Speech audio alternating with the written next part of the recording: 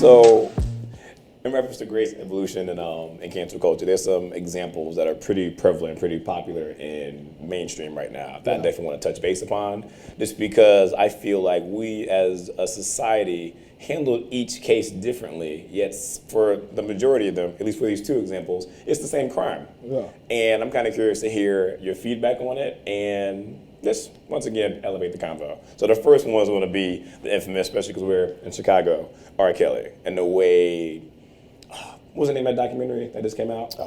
Surviving R. Kelly. And like the fallout behind that and how the signs were so clear and so obvious for years, yet we turned a blind eye to it. Yeah. I think that's a conversation worth having, especially then comparing that to our treatment of Michael Jackson in his documentary. Right. Like, in your eyes, I guess, let's compare them both. How are they the same and how are they different?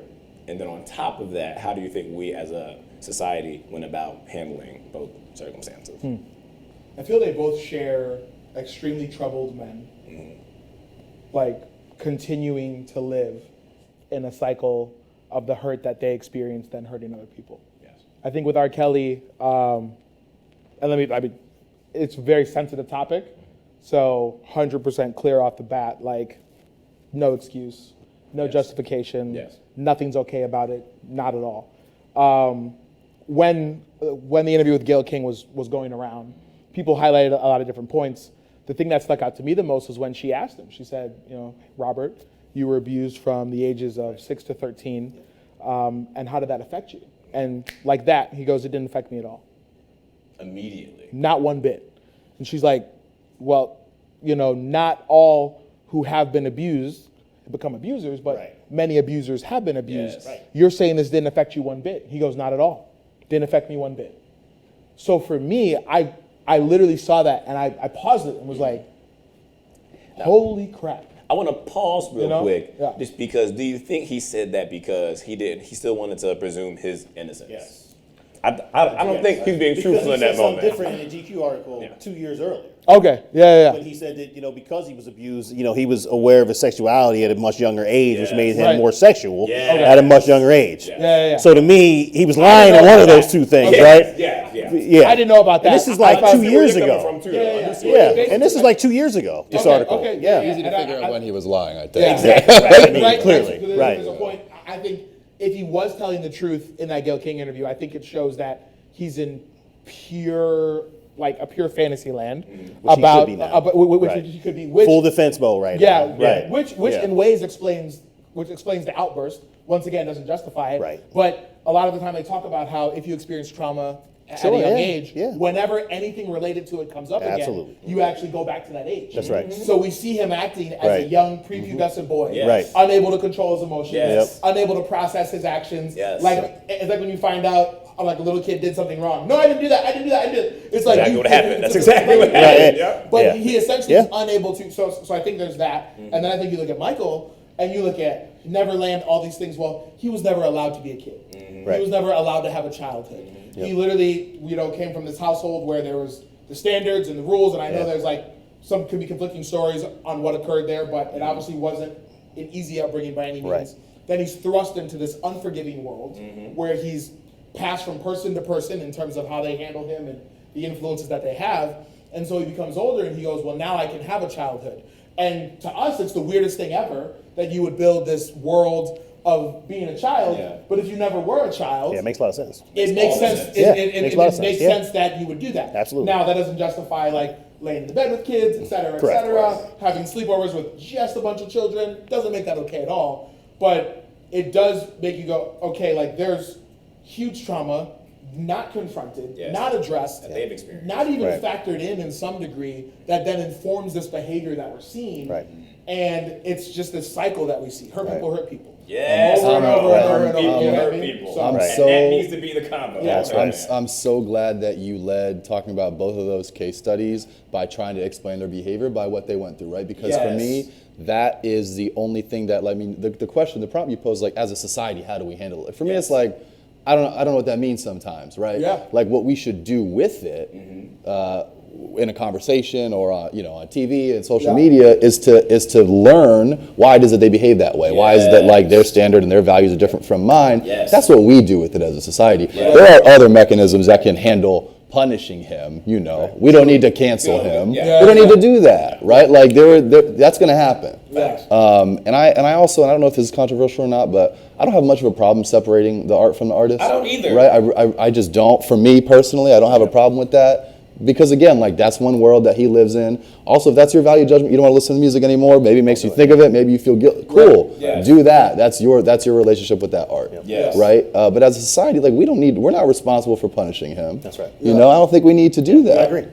I agree. I just think people feel like they haven't been punished or they weren't punished, so we have to then do it. Exactly. Right. Since the law or whatever didn't do that, the parents or whoever was around that allowed this all to happen didn't punish him that we should. And I get that point of view. Although I'm with you, I kind of feel like, listen, I just won't listen to his music anymore. I won't go to a concert. That's just me. Right. But if you wanted to listen to it, I got no problem with that. Yeah, like if you loved it, if you needed it, fine. But at the same time, if you didn't, just because you listened to it per se, in my eyes, in my opinion, you're not supporting the artist in that way. Correct. At least I don't look at you different if you still played 12 play. Facts. It was fire. Facts. I mean, I have no problem with that. Facts. It doesn't mean that you support, like keeping women hostage and raping women. I mean, it doesn't mean that at all. So, and I think you can separate the two. I think that's a huge trend in our society, though, is that society takes upon the role of doling out punishment because punishment is not doled out by the court system or by authorities.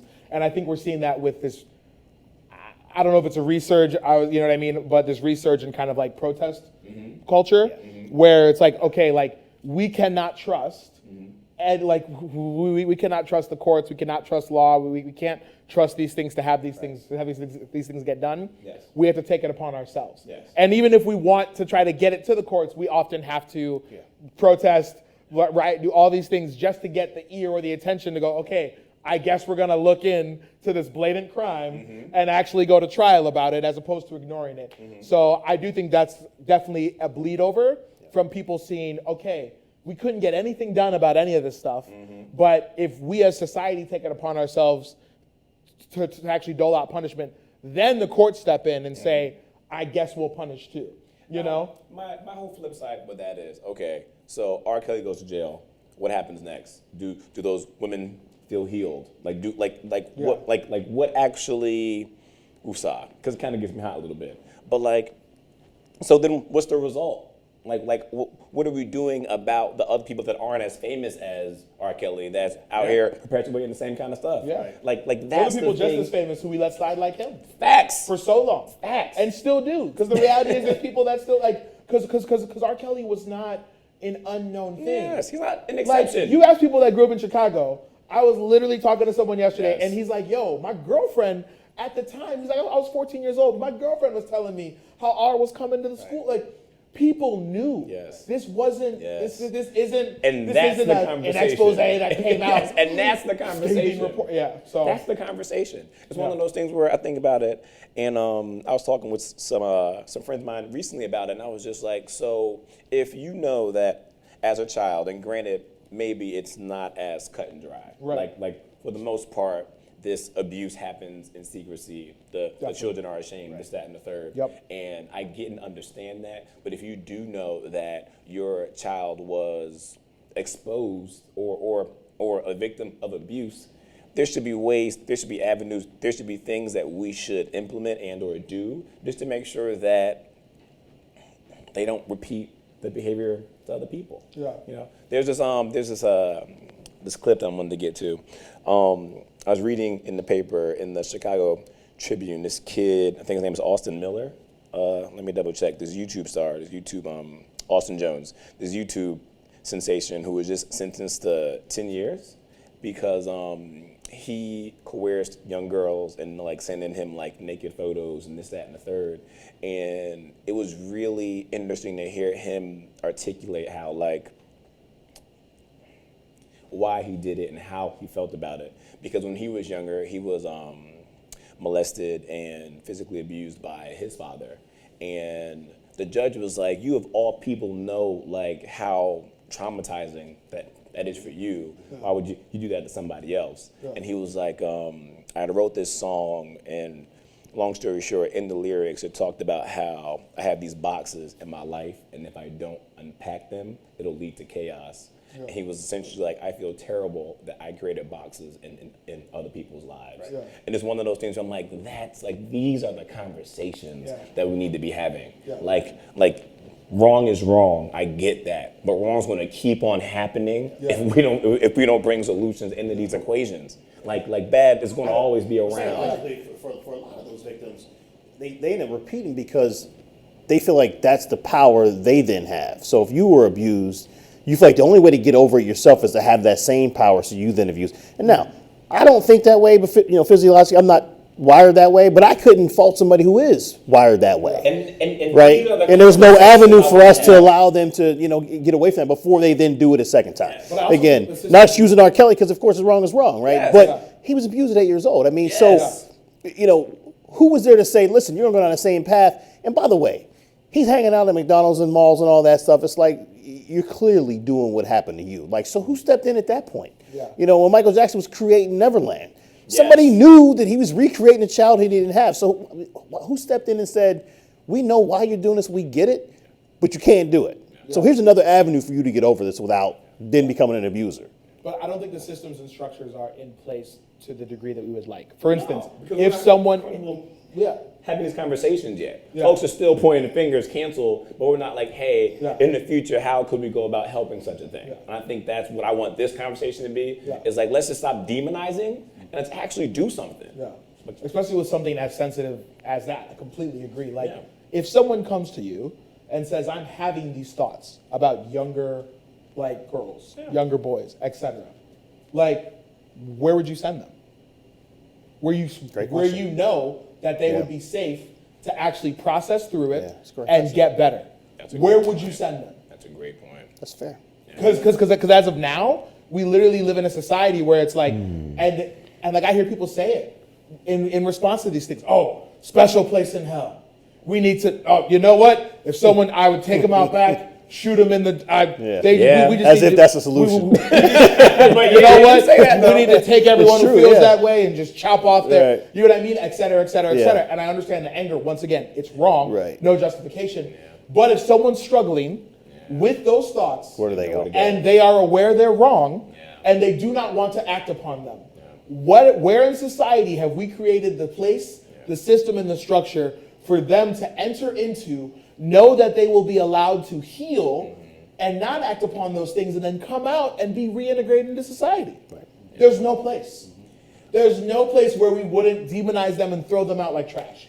You know what I mean? And I think that is why. Well, I think answering that these question things is happen. one of our solutions. Yeah, you know what I Right? mean? I think that's why this You just happens, asked a great question I that have- should lead to a solution. Yeah. That's great. I have another really profound example about that. Had the opportunity to speak to a cop, a CPD officer that's almost tenured. I think he's around 24 and a half years. Okay. And he had this conversation with me where it was interesting because in ways he kind of turned himself into a victim, and I wasn't quick to jump down the throat. I just wanted I wanted to hear. It's not too often to actually sit down with police officers. I actually wanted to be like a fly on the wall. And he had said some things that were, what did he say? He said that we as police officers endure trauma on a regular basis. And I was like, you know what? You're right. And I was like, I 100% can't take that experience away from you. And he's like, and what's happening within the police department, which is fascinating. And somebody else can fact check me on this, but this is what I was told from a cop. He said that the CPD hires from within. So if we create a new role, like a new tech job here, or this, that, and the third, we'll just promote an officer to fill that role. And he said that we have therapists in-house, but they're officers. And if you try to go to that in-house therapist telling them that you're struggling with trauma or PTSD, they immediately take you out of your car because they can't rightfully put people out there that say, oh, I'm suffering from PTSD, and then put a gun in my hand. So therefore, no one goes to the therapist because that's Then you immediate can't get death promoted. duty. Yeah. And I was just like, oh, it actually gave me real chills. He said some other stuff that was far right. I was just like, nah, I'm not gonna agree with that. I was just like, that right there is a really salient point. Yeah. And when will we allow people to have such conversations, because that's the perfect example. You'll be demonized. There's nowhere you can go, and that's just trauma from a job that's obviously going to be traumatic, and they can't be honest about it. You know, and if we really want things to get better, they should have that option. You know, like they should really have that option. If we really want to, like, woosah. If we want to make things better, we have to be about it. This needs to be a combo. I think we're close, and we may already be there. We're in a society where problems, actually being human, is a disqualifier. Cool. As opposed to a qualifier. Yes. Like, to me, I don't want to be led. I don't want to follow. I don't want to work with the person who pretends to have it all together. If you're presenting as perfect, I'm less trustworthy of you than you presenting as non-perfect, because you're blatantly lying to me. At least you're telling me the truth. You know, at least we can work on something. I love that. But where we are right now, being human disqualifies you.